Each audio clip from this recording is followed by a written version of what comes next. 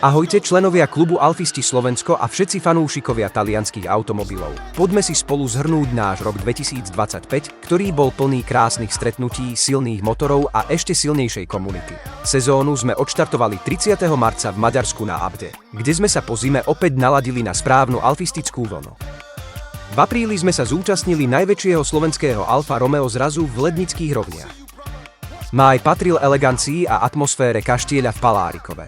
V júni sme prekročili hranice a zamierili do Českej republiky, konkrétne do Hornej Bečvy. Júl nás zaviedol na nádherný zámok v Holíči a v auguste sme si užili ďalší výnimočný zraz v kaštieli v Budmericiach.